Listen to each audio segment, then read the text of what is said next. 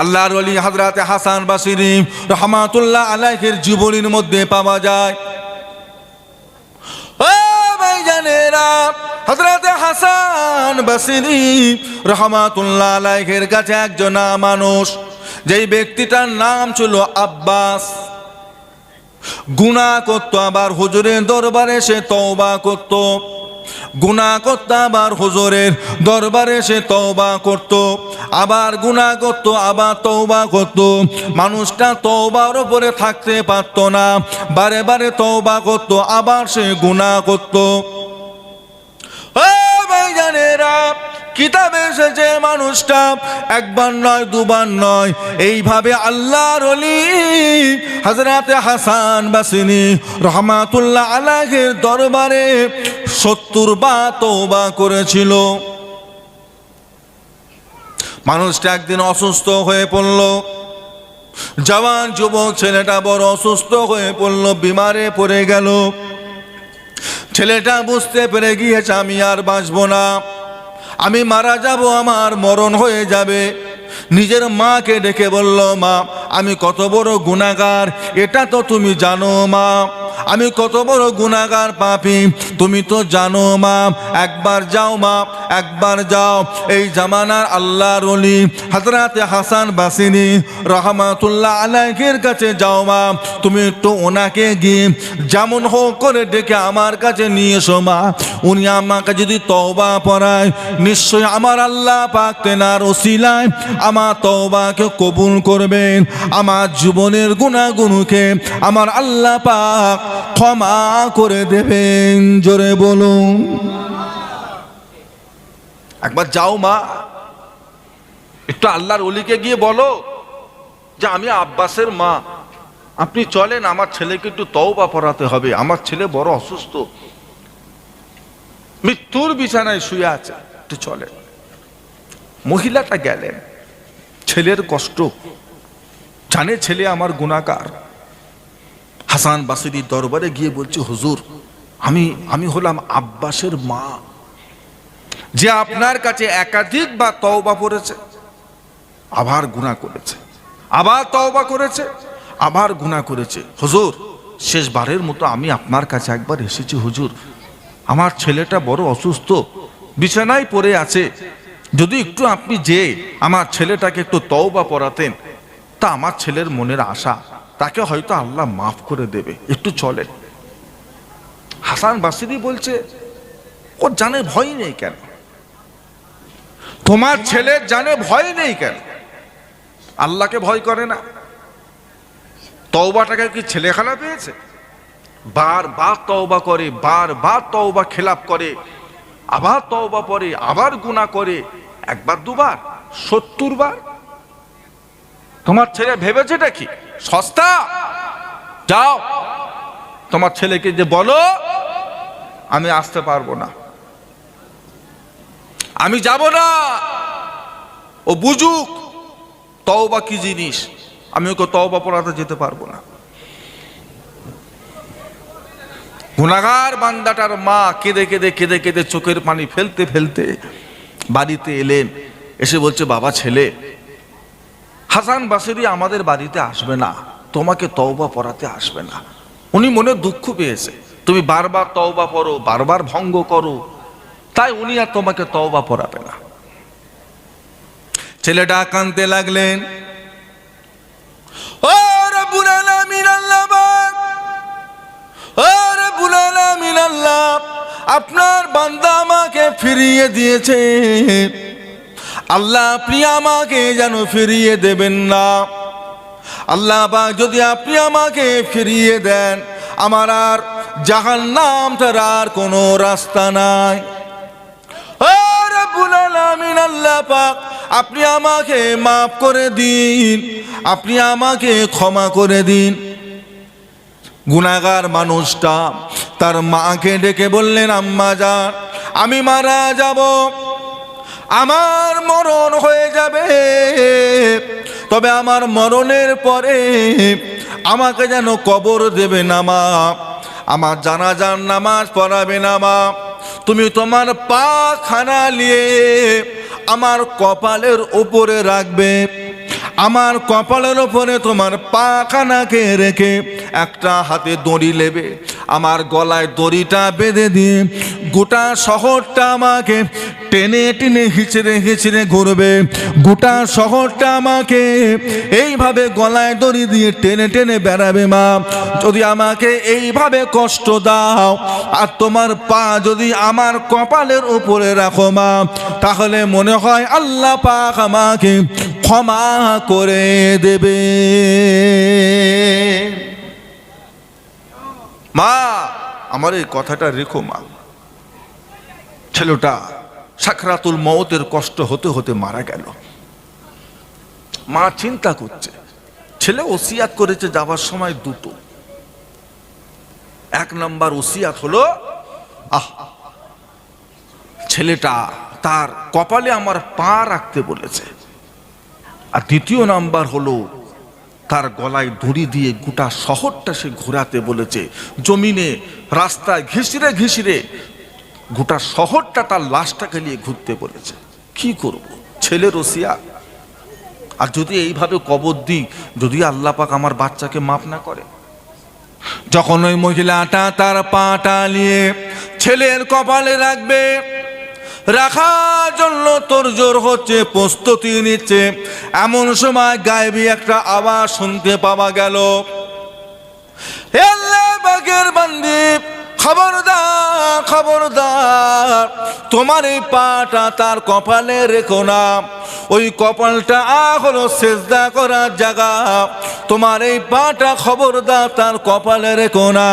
এই আল্লাহ পাকের বান্দি, তোমার বাচ্চার গলায় দড়ি দিয়ে গোটা শহর ঘোরাতে হবে না। তোমার বাচ্চা মরণের সময় নিজের গুনাহকে গুনাহ মনে করে আল্লাহর কাছে লজ্জিত হয়েছে, আল্লাহর কাছে শর্মিন্দা হয়েছে, আল্লাহর কাছে নিজেকে অনুতপ্ত করেছে।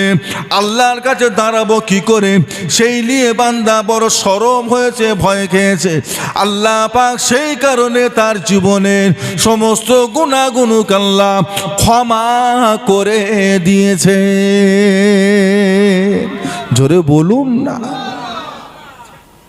ও ভাইজানেরা, লাশটা জানাজার নামাজ পড়ে দাফন কাফন করা হয়ে গেল। সেই রাত্রিতে হাসান বাসরি ঘুমিয়ে আছেন।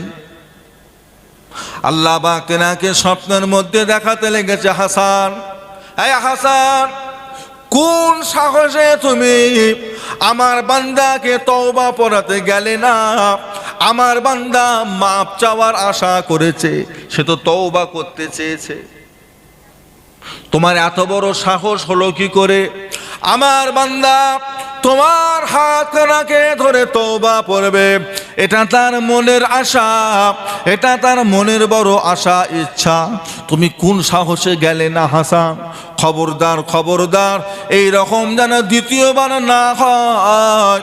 হাসান তুমি শুনে রেখে দাও, তুমি কি জানো না আমি আল্লাহর গজবে থেকে রহমত হলো অনেক বড়। আমি আল্লাহর গজব যত বড়, রহমত হলো অনেক বড়। আমি আল্লাহ পাক আমার বান্দার জন্য রহমতের দরিয়াতে জোশ মেরে আমার বান্দা জীবনের গুনাহগুলোকে আমি আল্লাহ পাক ক্ষমা করে দিয়েছি। জোরে বলুন, জোরে বলুন না। পিছপা হবেন না, কখনো এটা মনে করবেন না যে আমি এত গুনাহ করেছি, আল্লাহ আমাকে মাফ করতে পারবে, এটা মনে করবেন না। এটা হলো শয়তানের একটা ওয়াসওয়াসা। যতই গুনাহ হোক তওবা করবেন। কাল নয়, পরশু নয়, করে লব খুন না, এখনই। কোন গুনাহকে ছোট মনে করবেন না। গুনাহ গুনাহ। সাহাবা হুজুরেরা কোন গুনাহকে তেনারা ছোট মনে করতেন না। গুনাহ গুনাহ, সাগীরা হোক কাবীরা হোক, আল্লাহ নিষেধ করেছে, চলবে না। করে যখন ফেলেছি, তার জন্য আল্লাহ আমাদেরকে তওবার দরজাটা আল্লাহ পাক খোলা রেখেছেন। জোরে বলবেন, একটু মহব্বতে বলা যাবে না? সবচাইতে ছোট্ট তওবা হলো আস্তাগফিরুল্লাহ। ছোট্ট তওবা হলো ভাইজানেরা, এর থেকে আর একটু বড় তওবা হলো আস্তাগফিরুল্লাহ ওয়া আতুবু ইলাইহি। আর একটু বড় তওবা হলো আস্তাগফিরুল্লাহ রাব্বি মিন কুল্লি যামবি ওয়া আতুবু ইলাইহি। আর একটু বড় তওবা হলো আস্তাগফিরুল্লাহ আল্লাযী লা ইলাহা ইল্লা হুয়াল হাইয়ুল কাইয়্যুম ওয়া আতুবু ইলাইহি। যেটা খুশি পড়ে প্রত্যেক নামাজের শেষে 5 বার হোক, 7 বার হোক, 11 বার হোক, আস্তাগফিরুল্লাহ আস্তাগফিরুল্লাহ আস্তাগফিরুল্লাহ আস্তাগফিরুল্লাহ। মনে থাকবে ইনশাআল্লাহ। রাতে ঘুমোতে যাওয়ার আগে, সারাদিন যা হলো হলো, কাজ কামের ভেতর দিয়ে তওবা করার সুযোগ পেলেন না, সময় পেলেন না, রাতে বেলা ঘুমোতে যাবার আগে অন্তর দিয়ে খালেজ দিলে আল্লাহর কাছে মাপ চেয়ে নেওয়া। রাত যত গভীর হয় আমার আল্লাহ তত বান্দাদের কাছাকাছি হয়ে যায়। জোরে বলবেন না? গুনাহ হয়েছে, করে ফেলেছি শয়তানের ধোঁকায় পড়ে, নফসের ফ্রেমে পড়ে করে ফেলেছি, কি করা যাবে? আল্লাহ তো তওবার দরজা খোলা রেখেছে। আল্লাহ তো এমনটা বলেনি যে 10 বার মাফ করব আর 11 বারের মাথায় মাফ করব না। আল্লাহ এমন কিছু শর্ত দিয়েছেন নাকি? মাফ চা, মাফ চা। আল্লাহ নবী, আমার আপনার নবী, দয়ার নবী বলেন, যেই মানুষটা ফজরের নামাজ জামাতের সাথে পড়লো, ভাইজানেরা, ফজরের নামাজ জামাতের সাথে পড়ে নিল, ফজরের নামাজ পড়ার পরে 33 বার সুবহানাল্লাহ সুবহানাল্লাহ সুবহানাল্লাহ, 33 বার আলহামদুলিল্লাহ আলহামদুলিল্লাহ আলহামদুলিল্লাহ, 33 বার আল্লাহু আকবার আল্লাহু আকবার আল্লাহু আকবার, এইভাবে 99 বার পড়ে নিল। আর একবার পড়বে লা ইলাহা ইল্লাল্লাহু ওয়াহদাহু লা শারীকা লাহু লাহুল মুলকু ওয়া লাহুল হামদু ওয়া হুয়া আলা কুল্লি শাইইন কাদির।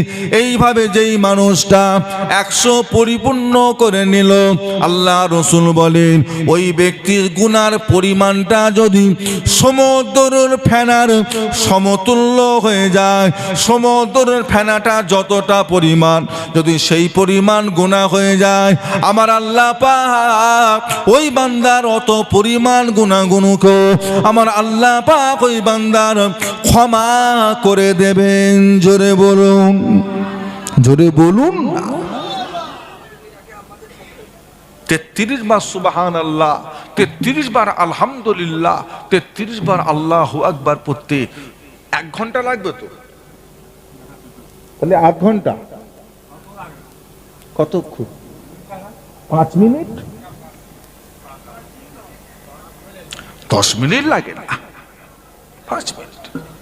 একটু বসে, একটু বাড়িতে বসে, একটু বৈঠকখানায় বসে, রাস্তায় চলতে চলতে পড়ে নেবে। আল্লাহ রাসূল বলেন, যে বান্দা ফজরের নামাজ পড়লো, ফজরের নামাজ পড়ার পরে 3 বার এই দোয়াটা পড়ে নেবে, রাদিতু বিল্লাহি রাব্বা ওয়া বিল ইসলামি দীনা ওয়া বি মুহাম্মাদিন নাবিয়্যা, রাদিতু বিল্লাহি রাব্বা ওয়া বিল ইসলামি দীনা ওয়া বি মুহাম্মাদিন নাবিয়্যা। এই দোয়াটা যেই বান্দাটা 3 বার পড়ে নেবে, ওই বান্দার কবরে মুনকার নাকি ফেরেশতা প্রশ্ন করবেন, ওই প্রশ্নের জবাব দেওয়াটা ওই বান্দার জন্য বড় সহজ হয়ে যাবে। জোরে বলুন। কবরে কটা প্রশ্ন হবে? উত্তর প্রত্যেকে জানা আছে না? না, একটু কথা বলো না। উত্তর জানা নেই? উত্তর জানা আছে। উত্তর জানা আছে মানেই যে জবান থেকে বেরোবে এমন গ্যারান্টি কেউ দিতে পারবো না। একা কেউ নেই, আত্মীয় স্বজন পরিবার পরিজন কেউ নেই। আপনি কবরে শুয়ে শুয়ে চাচাবেন, সবাই চলে যাচ্ছিস, এত তাড়াতাড়ি, একটু দাঁড়া, একটু থাক, আমার কবরে দুটো ভয়ঙ্কর ফেরেশতা ঢুকে প্রশ্ন করবে, তোর একটা আমার মাথার কাছে দাঁড়া, আপনার ডাক কেউ শুনবে না, কিন্তু আত্মীয় স্বজনদের চলে আসার পায়ের দাফটের আওয়াজটা তখন মুর্দা কিন্তু নিজে কানে শুনতে পাবে, আপনার কথা কেউ শুনতে পাবে না। ওই জায়গাটায় জানা থাকলে হবে না, প্রত্যেক দিন জাবানে এটাকে পড়তে হবে। পড়া যদি অভ্যেস থাকে, হ্যাঁ, কবরের ভিতরে সওয়াল জবাব উত্তর দেওয়াটা বড় সহজ হয়ে যাবে। জোরে বলবেন না? আল্লাহ রসুল বলেন, রাদিতু বিল্লাহি রাব্বা ওয়া বিল ইসলামি দীনা ওয়া বি মুহাম্মাদিন নাবিয়্যা। এই আমলটা যে করবে কাল কিয়ামতের ময়দানে মাহশারে আমি রাসূলুল্লাহ সাল্লাল্লাহু আলাইহি ওয়াসাল্লাম তাকে সাথে করে নিয়ে আল্লাহর জান্নাতে নিয়ে যাব। জোরে বলুন, একটু জোরে বলবেন না? ও ভাইজানেরা,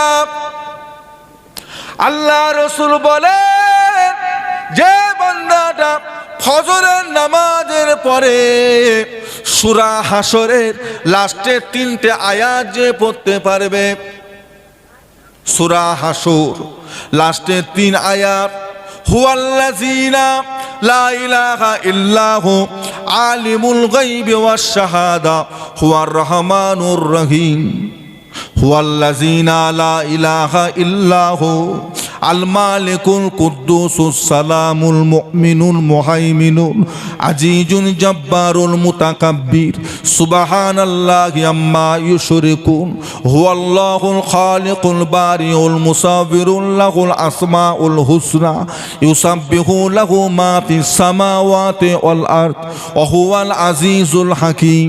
এই আমলটাই 3টে আয়াত যে বান্দা ফজরের নামাজ পড়ে 3 বার পড়ে ফেলবে, ওই বান্দার জন্য আল্লাহ পাক 70,000 ফেরেশতা আল্লাহ নিযুক্ত করে দেবেন। মাগরিব হওয়া পর্যন্ত আল্লাহ পাকের রহমতের ফেরেশতারা ওই বান্দার জন্য রহমতের দোয়া করবেন। জোরে বলুন, জোরে বলবেন না? ও ভাইজানেরা, আল্লাহ রসুল বলেন যে বান্দাটা ফজরের নামাজ বাদ এই আমলটা 3 বার করবেন, আল্লাহ পাক ওই বান্দার যদি ওই দিনের মাগরিবের নামাজের আগে যদি মওত দিয়ে দেয়, ওই বান্দার মরণটা সাধারণ মরণ হবে না, ওই বান্দার মরণ আল্লাহ পাকের দরবারে শহীদি মরণ হিসাবে কবুল হয়ে যাবে। জোরে বলুন। কত ঘুরে ঘুরে সময় নষ্ট করছেন। হ্যাঁ, যে বন্ধুর পিছনে এত সময় দিচ্ছেন, এই বন্ধু তো জানাজার নামাজটুকু খালি পড়া অপেক্ষা, আর ফিরে তাকাবে, যার একটু থাকি পালাবে। আপনি ডাকবেন, কই রে আয়, কবর পর্যন্ত চ, ও শুনলে তো যাবে, ও সে বিবেক নেই যে একটু থাকি, 3 মুঠো মাটি দিই, হ্যাঁ একটু দোয়া করি, আর তো দেওয়ার কিচ্ছু নেই। কবরবাসীকে দেওয়ার মতো আমাদের কাছে কি আছে ভাই?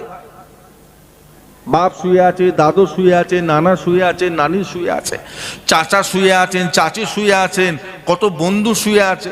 শীতকাল একটা কম্বল দিয়ে আসবেন, কম্বল, একটা লেপ, একটা বালিশ, একটা তোষক, কিছু হাত খরচা টাকা, একটা হারিকেন, 2টো লাইট দিয়ে আসবেন। দেওয়ার মতো কি আছে? আর কিচ্ছু নেই। দেওয়ার মতো দোয়া আর কিচ্ছু নেই। তাই বলে যাই বাপ, নিজেরটা নিজে বুঝতে শেখেন, নিজেরটা নিজে বুঝতে শেখেন। মুরব্বীরা শক্ত হন, বাচ্চা কাচ্চা গুলোকে একটু শরিয়াতে শিক্ষা দেন, তালিম দেন। গ্রামের অবস্থা খুব খারাপ, গ্রামের অবস্থা খুব খারাপ। সপ্তাহে একটা দিন মসজিদে যায়, জুম্মার দিনে, কোনো দিন যায় না। বাপও বলে না, মাও বলে না, হ্যাঁ কেউ কিছু বলে না। ছেলে পুলে গুণীকে একটু রাগারাগি করবে, একটু বকাবকি করবে, বলে না। সপ্তাহে একটা দিন যায়, জুম্মার দিনে জুম্মার ওয়াক্তে যায়, 2 রাকাত পরে আর ছুটে পালায়। এত জোরে ছোটে যেন মনে হচ্ছে মসজিদে আল্লাহর পুলিশ রাখা আছে, না গেলেই ধরে ফেলবে। 2 রাকাত পড়ছে, ছুটে পালাচ্ছে, আর কোনো খবর নেই। হয়ে গেল, নামাজ হয়ে গেল। 24টা ঘন্টার ভিতরে আল্লাহ মাত্র 5 ওয়াক্ত নামাজ ফরজ করেছেন। এই 5 ওয়াক্ত নামাজ পড়তে গিয়ে আপনার খুব বেশি একটা ওয়াক্তে 10 মিনিট করে যদি সময় দিতে হয়, 5 ওয়াক্ত নামাজে খুব বেশি মাত্র 50টা মিনিট। 23 ঘন্টা, 23 ঘন্টা এর ভিতরে কাজ করেন, আনন্দ করেন, বন্ধুদের সময় দেন, গল্প করেন, ঘুমান, খান, গোসল করেন, হই হই করেন, সব কিছু করেন, মাত্র 1 ঘন্টা আল্লাহর জন্য। অতটুকু সময়ও দেবার মতো আমাদের কাছে সময় টাইম নেই। কি হবে বলেন? তাও যে সপ্তাহে একটা দিন যাচ্ছে, তাও যদি পরিপূর্ণ নামাজগুলো পড়তো, না হলে মানা যেত, ঠিক আছে লাইনে আছে, আল্লাহ করে একদিন হয়ে যাবে। তাও কি পড়ছে? একটু হাহু দেন, পড়ছে? করাকাত পড়ছে? জুমার ওয়াক্তে কত রাকাত নামাজ? জুমার ওয়াক্তে কত রাকাত নামাজ বলেন? করাকাত 22 রাকাত। জুমার ওয়াক্তে নামাজ হলো, জুমার ওয়াক্তে 22 রাকাত। তাহিয়াতুল উযু করাকাত, তো কথা বলেন। দুকুলুল মসজিদ 2 রাকাত। কাবলাল জুম্মা 4 রাকাত। ফরজ নামাজ বাদাল জুম্মা 4 রাকাত। আখরি যোহর 4 রাকাত। সুন্নত নফল মোট হলো 22 রাকাত। আর কি বলছে বাবা? হ্যাঁ পড়তে হবে তো। না না না, বাদ দেবেন, পড়তে হবে। আপনি বাদ দিলে তো হবে না, আখরি জোহর পড়তে হবে। জুমার নামাজে আপনাকে একমাত্র পৃথিবীর ভিতরে 2টো জায়গায় আখরি জোহর পড়বেন না, মক্কা, মদিনা। তাহলে মানা করেন, বলেন নাতি পুতা গুনাকে, বলেন ছেলেপুলে গুনুকে, একটু রাগমুখ করেন, একটু রাগমুখ করেন। এখন বাপ যদি পালায়, ছেলে কি করবে? এখন বাপ যদি পালায়, ছেলে কি করবে? শুধু বাপের লাইনই ধরবে। বাপ যদি থাকতো, বাপ যদি পড়তো, ছেলে 2 সপ্তাহ গেল, 3 দিনের মাথায় ছিল বাপের দেখা দেখি নামাজটা পড়তো। পরিবেশ খারাপ হয়ে গেছে। বাপ এতদিন যা করেছেন, আপনার ছেলে হয়ে গেছে, এবার আপনার মধ্যে কিছু পরিবর্তন আনার দরকার আছে না?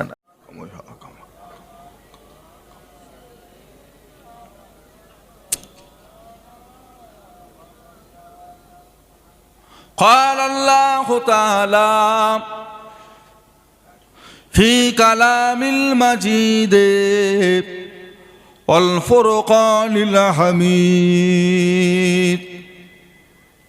وإذ قال ربك للملائكة إني جاعل في الأرض خليفة وقال الله تعالى أيضا في كتابه يا أيها الذين آمنوا ادخلوا في السلم كافة ولا تتبعوا خطوات الشيطان إنه لكم عدو مبين قال رسول الله صلى الله عليه وسلم ওয়ালে নাফসিকা আলাইকা হাক্কা ওয়ালে জাউজিকা আলাইকা হাক্কা ওয়ালে জাসাদিকা আলাইকা হাক্কা ফামান রাগিবা আন সুন্নতি ফালাইসা মিন্নি। প্যারে হাজিরিন মজলিস, আমার দিনদার ইমানদার নেককার আল্লাহওয়ালা বাবাজিরা, আমার ভাইজানেরা, আলেম উলামায়ে কেরাম, হাফিজে কুরআন, সম্মানিত আমাদের মসজিদের ইমাম,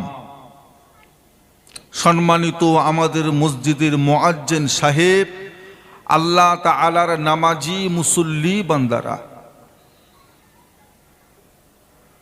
জলসা ও মাহফিলের একনিষ্ঠ খাদেম কর্মী, আমার কমিটি ভাইজান গণেরা, পর্দার আড়ালে বসে থাকা পর্দা নেশিনা আমাদের মা ও বোনেরা, আল্লাহ পাকের দরবারে লাখো কোটি শুকরিয়া যে আল্লাহ পাক আপনাকে আমাকে এক জায়গায় বসিয়ে একত্রিত করে আল্লাহ রাসূলের দুটো কথা শুনবার মতন তৌফিক এনায়েত করেছেন।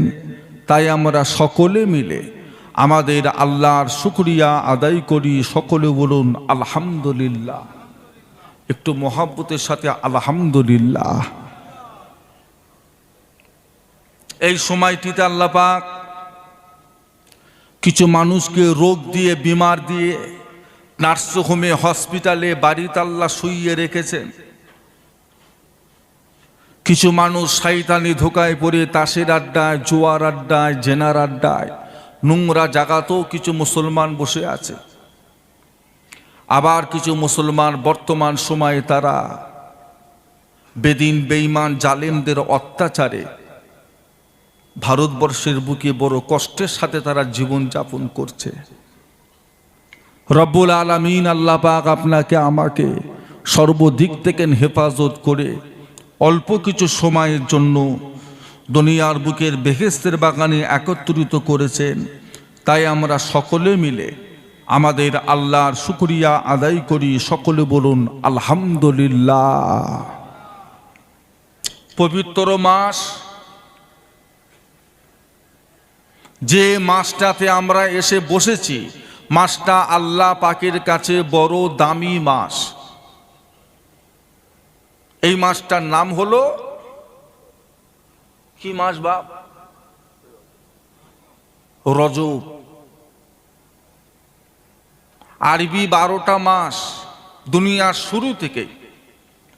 এই 12টা মাসের ভিতরে 4টে মাসের ইজ্জত, সম্মান, ফাজিলাত আল্লাহ অনেক বেশি করে দিয়েছেন। এই 4টে মাস, এই সমস্ত মাসে যুদ্ধ করা, জেহাদ করা, অশান্তি করা, ঝামেলা করা আল্লাহ পাক হারাম করেছেন। যুদ্ধ করা যাবে না। এই 4টে মাসের ভিতরে প্রথম মাসের নাম হলো মুহররম, যেটা আরবি মাসের প্রথম মাস। আমরা মনে করি মুহররম মাসের ইজ্জত, সম্মান হযরত ইমাম হুসাইন রাদিয়াল্লাহু তাআলা আনহুকে উপলক্ষ করে, কিন্তু না, এটা ভুল। মুহররম মাসের ইজ্জত দুনিয়ার শুরু থেকেই। আল্লাহ মুহররম মাসের চাঁদের 10 তারিখে দুনিয়াটাকে সৃষ্টি করেছেন। আবার মুহররম মাসের চাঁদের 10 তারিখ আল্লাহ পাক দুনিয়াটাকে ধ্বংস করে দেবেন। অনেকে মনে করে মুহররম মাসে ইমাম হুসাইন রাদিয়াল্লাহু তাআলা আনহু শহীদ হয়েছে, সেই জন্য মুহররম মাসে বিয়ে করা নাকি চলে না, বিয়ে করা ঠিক না, আনন্দ ফুর্তি করতে নেই। কেন না, ইমাম হুসাইন যেই মাসে শহীদ হয়েছে সেই মাসে কি আর তুই আনন্দ ফুর্তি করতে পারবি, বিবাহ শাদী করতে পারবি? এটা হলো মানুষের একটা ভুল ধারণা। এটা হলো গুনাহার কাজ, গুনায়ে কাবিরা। মুসলমানদের কাছে শোক বলে কিছু নেই। শোক আবার কি? আপনার বাপ মারা গেছে, মা মারা গেছে, দাদু মারা গেছে, দাদি মারা গেছে, ছেলে মারা গেছে, শরিয়তের হুকুম হলো 3 দিন পর্যন্ত আপনি শোক পালন করতে পারবেন। ঠিক মতো খাওয়া দাওয়া করলেন না, জামা কাপড় পরলেন না, দাড়ি গোঁফ সেভ করলেন না, হাটে বাজারে গেলেন না, নতুন জামা কাপড় পরিধান করলেন না, এই হুকুম আপনার উপর আছে 3 দিন। 3 দিনের পরে 4 দিন যদি আপনি এটা একইভাবে পালন করে যান, এটা সওয়াবের কাজ হলো না, এটা হলো গুনাহ, গুনাহে কাবীরা। তবে কারো স্বামী যদি মারা যায় আর ওই বিবিটা যদি অন্য কোথাও বিবাহ শাদী যদি করার ইচ্ছে করে, বিয়ে করতে পারে, সমস্যা নেই। তবে শরিয়াতে একটা হুকুম আছে, 4 মাস 10 দিন ওই মহিলাটা অন্য কোথাও বিবাহতে বসতে পারবে না। বিয়ে করুক, তার অধিকার আছে, তার যৌবন আছে, সে বিয়ে করবে। তবে 4 মাস 10 দিন ওই মহিলাটা অন্য কোথাও বিয়ে শাদী করতে পারবে না। এটা তার শোক নয়।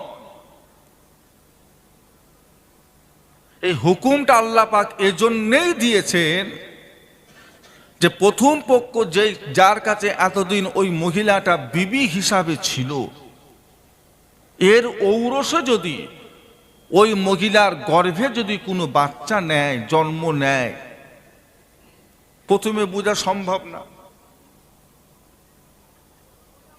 4 মাস পর্যন্ত তাকে দেখার কথা বলা হয়েছে। যদি দেখা যায় মহিলাটার পেটে বাচ্চা এসেছে, বাচ্চা প্রসব হবার পরে মহিলাটা অন্য কোথাও বিয়ে শাদী করতে পারে। আর যদি আপনি তড়িঘড়ি করে বিয়ে দিয়ে দেন, তাড়াহুড়ো করে বিয়ে দিয়ে দেন, আর ওই মহিলাটার যদি 9.5 মাস পার হবার পরে যদি একটা সন্তান হয়, আচ্ছা ওই সন্তানটা প্রথম পক্ষের না দ্বিতীয় পক্ষের? একটু হাহু দেন আপনারা।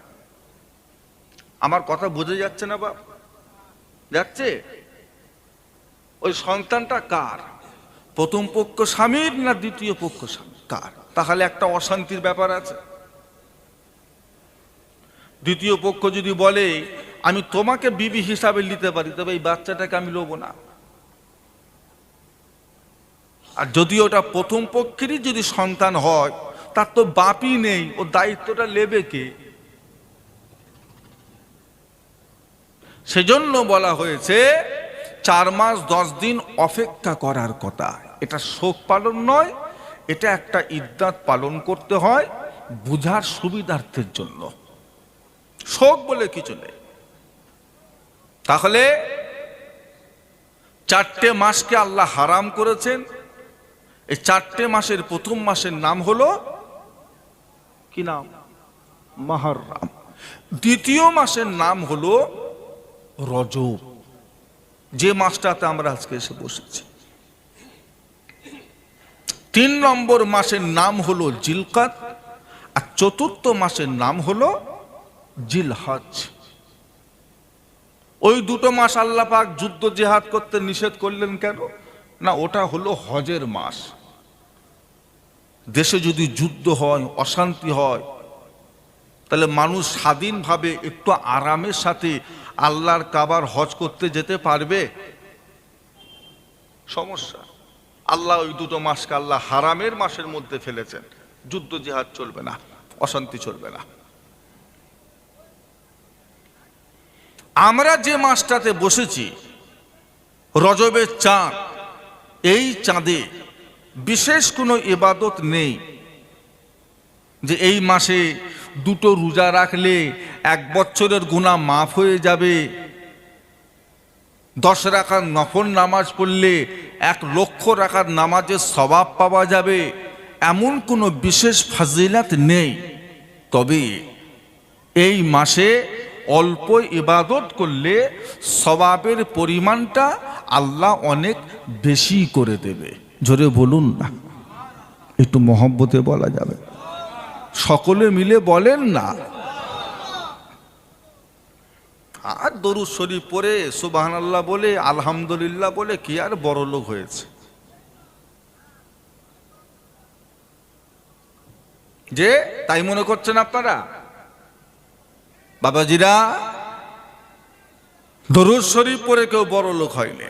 তবে আল্লাহ রসুল বলেছেন, মান সাল্লা আলাইহি ওয়াহিদাতান সাল্লাল্লাহু আলাইহি আশারা। যে ব্যক্তি আমি রসুল পাক সাল্লাল্লাহু আলাইহি ওয়াসাল্লামের উপরে একবার দরুদ শরীফ পড়বে, আল্লাহ ওই ব্যক্তিটার উপরে আল্লাহর তরফ থেকে 10টা রহমত আল্লাহ নাজিল করে দেবেন। আল্লাহ রসুল যখন রজবের চাঁদ দেখতে পেতেন, এই মাসটা যখন আমার নবী পেতেন, আল্লাহ নবী সেদিন থেকে একটা দোয়া বেশি বেশি করে চাইতেন। কি দোয়া? আল্লাহুম্মা বারিক লানা ফি রাজাবা ওয়া শাবান ওয়া বাল্লিগনা রমাদান। আল্লাহুম্মা বারিক লানা